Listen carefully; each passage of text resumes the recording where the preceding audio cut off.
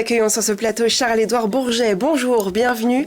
Vous êtes notaire associé dans l'étude notariale, spécialisé dans l'immobilier, dans l'urbanisme, de l'aménagement, du financement, de la gestion également de patrimoine ou encore de l'immobilier social. Bonjour, en regardant un peu ce que vous faites, je pensais encore à l'image du notaire de famille en province qui, dans son bureau très encombré avec des dossiers. Bonjour Jean-Marc, effectivement cette image, c'est un peu l'image d'Épinal que nous avons tous encore du notariat, mais le notariat s'est fortement modernisé depuis déjà très longtemps et encore plus petit coup d'accélérateur depuis les évolutions réglementaires et sans doute aussi la crise sanitaire. Donc évidemment un recours à la digitalisation qui est permanent dans notre quotidien. Et puis, d'une manière plus générale aussi, une façon de repenser nos entreprises.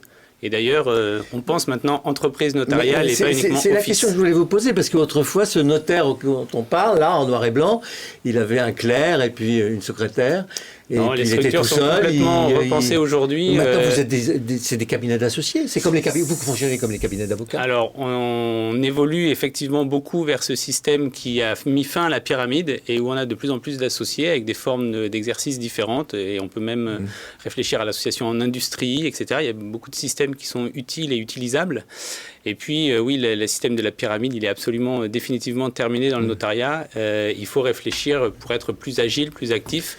Et nos entreprises pensent aussi QVT, RSE, enfin tous ces systèmes que vous connaissez déjà dans le monde de l'économie qui vient chez les notaires. Alors, avant de parler là, de toute cette modernisation qui est en train de révolutionner un peu votre profession, rassurez-moi, l'ADN du notaire reste, c'est-à-dire il est détenteur du secret de famille. Alors, le notaire est plus que jamais détenteur du secret de famille. Et il peut même aller plus loin que ça. C'est-à-dire qu'il peut aujourd'hui vous accompagner dans l'ensemble de vos opérations liées à cette famille et accompagner également votre détention de patrimoine immatériel.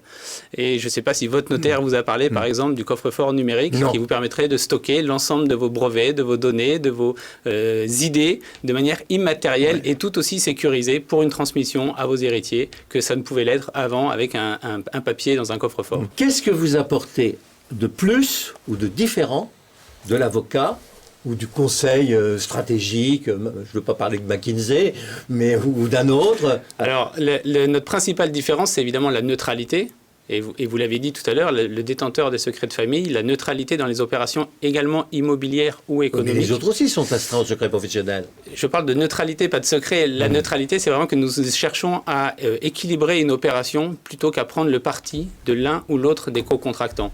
Et la différence, c'est que la différence majeure en tout cas, et pour l'opérateur, elle est importante, c'est que quand on arrive au bout, nous, notre objectif, c'est que notre contrat se suffise et qu'il n'ait pas besoin d'être interprété par un juge. Vous donnez la garantie. Exactement. Garantie publique. Une vraie enregistrement. Exactement. On est détenteur d'une parcelle de puissance publique qui fait que ce que nous écrivons vaut loi et que donc quand vous signez mon contrat, vous vous engagez à le respecter et que si vous ne le respectez pas... C'est pour ça que vous êtes présent dans toutes les opérations de fusion-acquisition, d'association. C'est plus qu'un monopole, on n'est pas uniquement un passage obligé, c'est vraiment aller chercher et aller justifier à nos opérateurs en immobilier comme en droit de la famille, que cette force-là vaut quelque chose. C'est un point très fort, et la profession d'avocat est en train de tourner autour de ça, et vous mordez les chevilles. Les avocats ont sans doute d'autres avantages, mais ils n'ont pas celui-ci.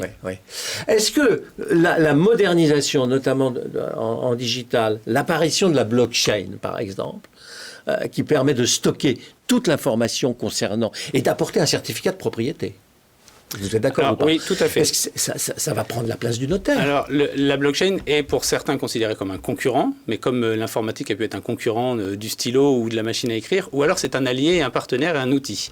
Et aujourd'hui, la blockchain, elle vous garantit effectivement des données techniques et elle vous garantit une efficacité technique.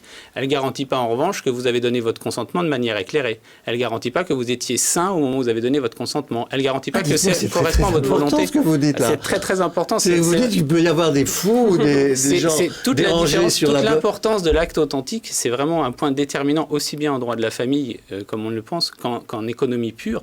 C'est que le consentement que vous donnez, d'abord, est éclairé.